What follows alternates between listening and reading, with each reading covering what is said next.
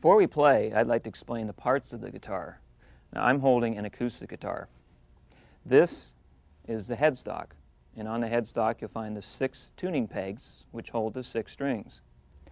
The strings pass over the nut, and the strings are numbered 1, 2, 3, 4, 5, 6, starting from the one that's closest to the floor. 1, 2, 3, 4, 5, 6.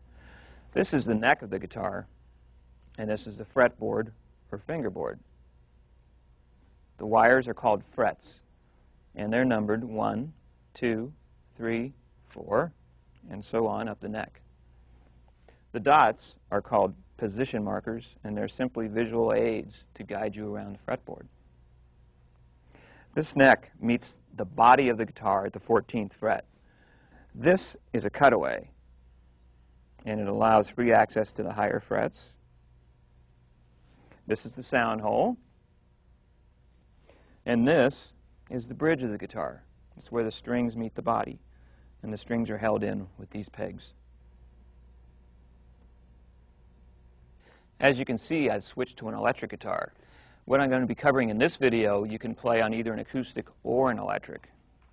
Now, acoustic and electrics are very similar. For instance, they both have necks, frets, the 6 strings, although the headstocks are usually shaped differently. This one has all the tuning pegs on one side. The body of the guitar is a different matter. The acoustic guitar gets its sound through the sound hole from the vibrations in the body, but the electric gets its volume from the pickups. Now, electric guitars can have 1, 2, or more pickups. This one has 3, and here they are. And here's the volume control for the volume of the pickups, and there's tone controls too. This is the selector switch for selecting which pickup you want at any given time. This funny thing is called a whammy bar, and it raises or lowers the pitch of the strings, like so, for subtle or wild effects. This is the jack. It's where you plug your guitar cord into, which leads to the amplifier. And finally, these are the strap buttons, where you put your strap when you want to stand up. While in a seated position, most guitarists rest their instrument on their right leg and keep the neck horizontal to the floor, not up and not down. Sit up straight but relax, and don't be afraid to have your right arm resting on the top of the instrument. Now, a guitar can be plucked with either your fingers or a pick, but for this video I'm going to be using a pick. To hold the pick, get your hand in position like you're going to turn a key in a doorknob. Place the pick between the thumb and the index finger so the point sticks out. Bring it into the instrument, and you can make fine adjustments until you're comfortable. Now I'm going to talk about tuning the guitar. To tune your strings, you need to adjust your tuning pegs to raise or lower the pitch until they're in tune. For instance, lower or higher in pitch. Starting with the lowest string, string number 6, this is called low E.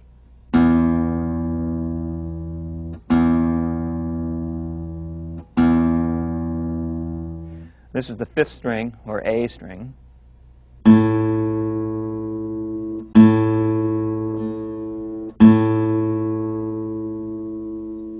Next is the 4th string, or D string.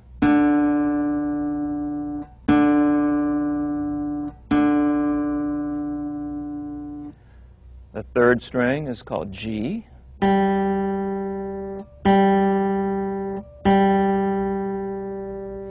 Second string is B.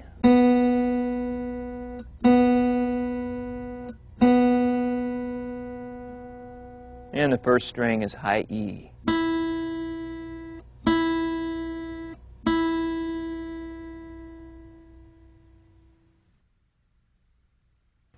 Before we go any further, it's important to understand a few musical terms. Music is written in notes on a staff. The staff has 5 lines and 4 spaces between the lines. Where a note is written on the staff determines its pitch, highness or lowness. At the beginning of the staff is a clef sign. Guitar music is written in the treble clef. Each line and space of the staff has a letter name. Starting from the bottom, the lines are named E, G, B, D, and F, which you can remember as every guitarist begins doing fine. The spaces are F, A, C, E from the bottom, and that spells face. The staff is divided into several parts by bar lines. The space between two bar lines is called a measure. To end a piece of music, a double bar is placed on the staff. Each measure contains a group of beats, and beats are the steady pulse of music. The two numbers placed next to the clef sign are the time signature. The top number tells you how many beats are in one measure. The bottom number of the time signature tells you what kind of note will receive one beat, in this case, the quarter note. Notes indicate the length or number of counts of musical sound. There are whole notes, which receive 4 beats. The half note receives 2 beats, and the quarter note gets 1 beat. When different notes are placed on different lines or spaces of the staff, you will know the pitch of each note and how long to play it.